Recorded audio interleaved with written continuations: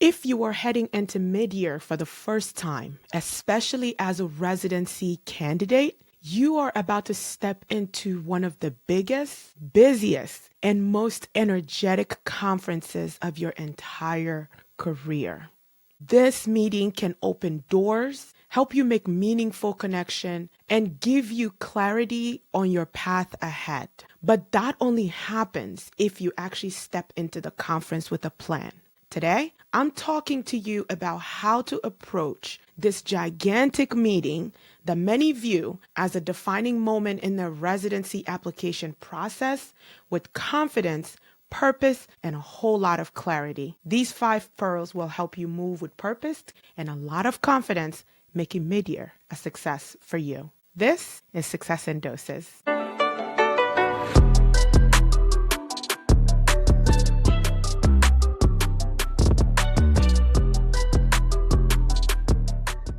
Good morning, everybody. It is another Monday morning. We are exactly 1 week away from ASHP's Midyear Clinical Meeting that is going to take place this year in Las Vegas. That venue alone, the location alone, can seem so overwhelming for a lot of people. It's many of you's first time in Vegas, and that's okay.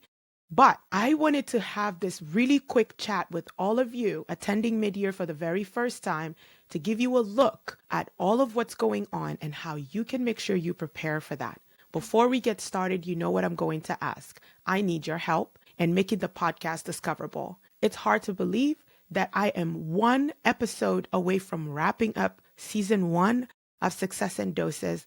This little project I started on the whim, but knew that there is an opportunity and space to contribute, especially to the growth and development of young professionals. And so without further ado, let's dive right in. And so if you are a student pharmacist, all you've ever heard about midyear is that you need to go to midyear because the ASHP Residency Showcase is this huge event that's going to have all of these residency programs there, and you have an opportunity to meet the RPD and the current residents in person. This is true, but what's also true about this conference is it is a phenomenal learning opportunity. It is an unmatched networking opportunity for you as a young professional. The opportunities at midyear really transcend your residency application process. So spending all the money you're going to spend to go to midyear with a singular focus on just residency, I think it's a gross underutilization of the conference for all of the various ways in which it can really help set you up for the next step. And so today, I have 5 key things that I'd like to talk to you about as a first-timer, as a residency candidate, and as a young professional going to midyear for the first time that I think will be beneficial in helping you plan, execute, and move about the conference with a lot of confidence. Thank you for being here to listen to this today. The first thing I want to talk to all of you about is don't treat the residency showcase like it is the whole entire conference, because it is not. It's like, I think in total 8 hours of the conference is dedicated to the showcase, and going to this conference where there are things happening all around you and only preparing and focusing for just the showcase is a missed opportunity, in my opinion. Going to midyear at this stage in your career allows you to actually see real world examples of all of what is possible for your young pharmacy career. You will have an opportunity to meet pharmacists that are in unconventional functional areas, pharmacists from around the world.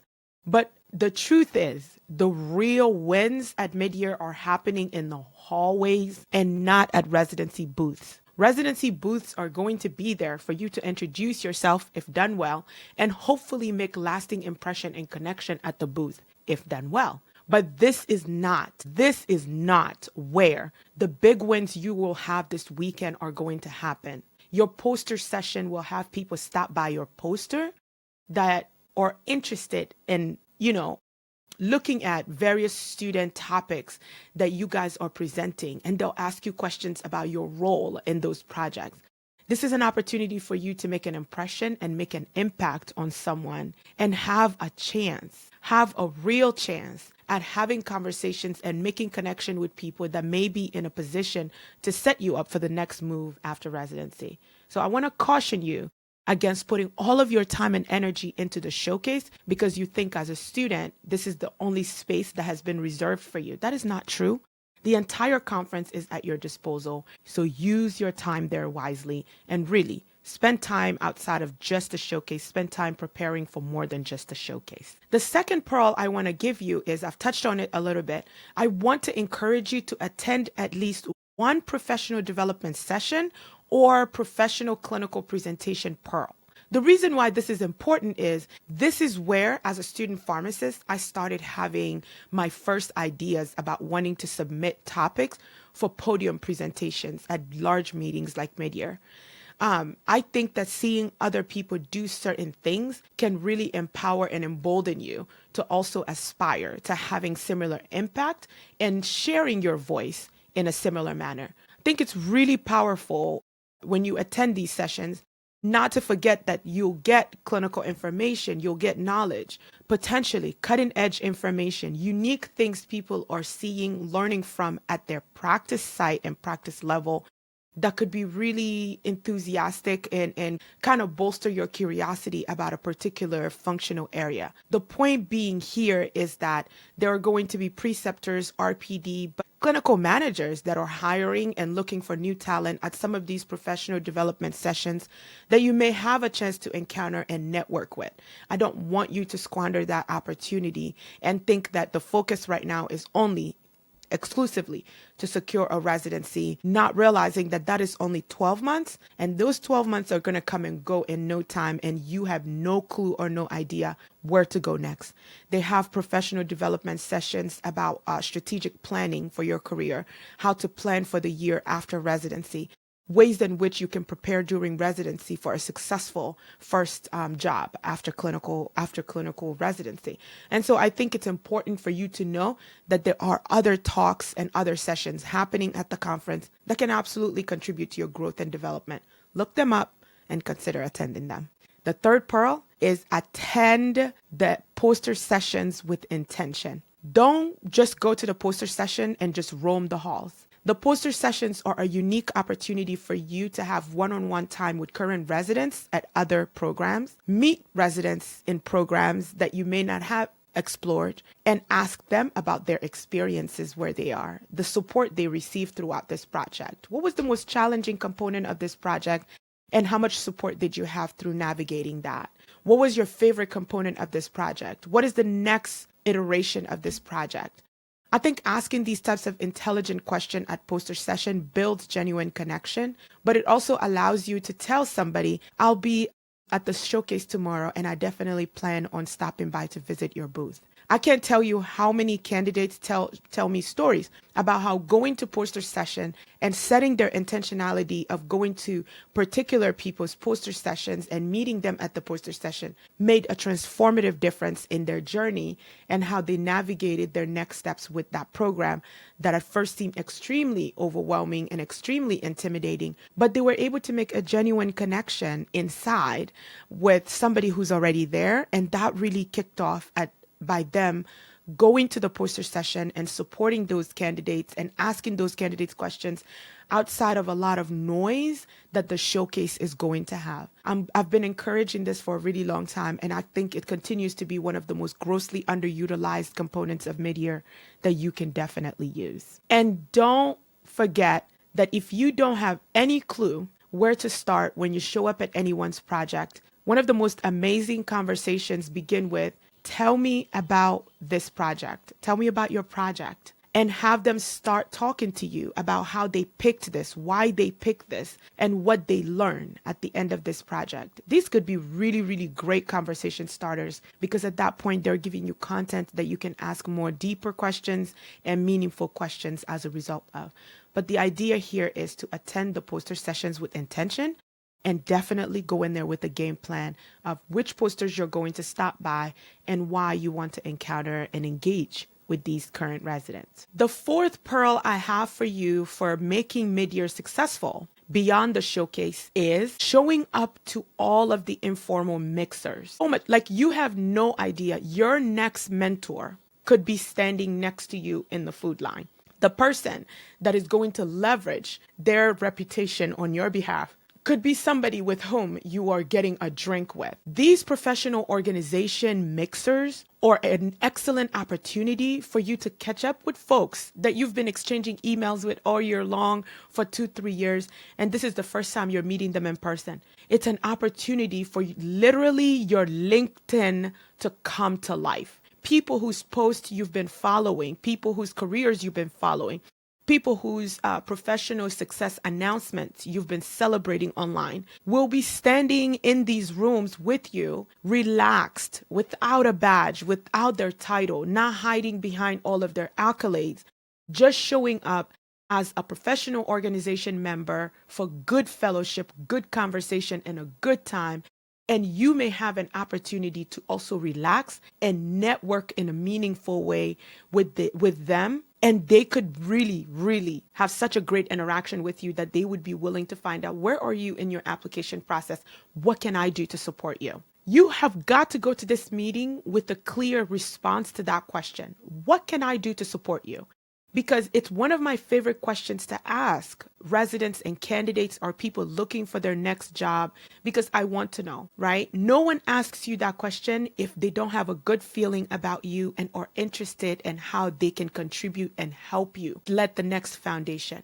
But these conversations happen way more comfortably outside of the conference hall. It happens way more comfortably outside of the convention center.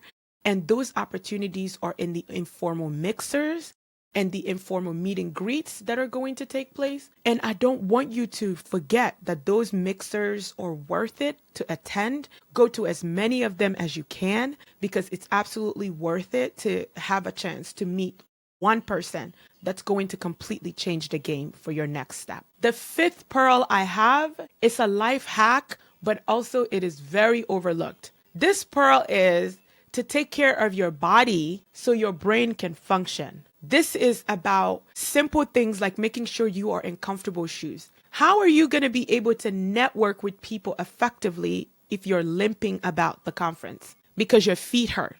There's a lot of walking. One session could be at one end of the convention center and the next session is on the other end of it. And taking the time off to go back to your hotel to wear comfortable shoes just may not be an option for you, right? I think it's very important that you do simple things like making sure that you have a plan to eat and be fed, that you're not cold, so dressing in layer, that you're not hungry and dehydrated while trying to make the most of this meeting. I think it's important that we talk about this because no one does. Nobody does, right? So take some time to really strategize and plan.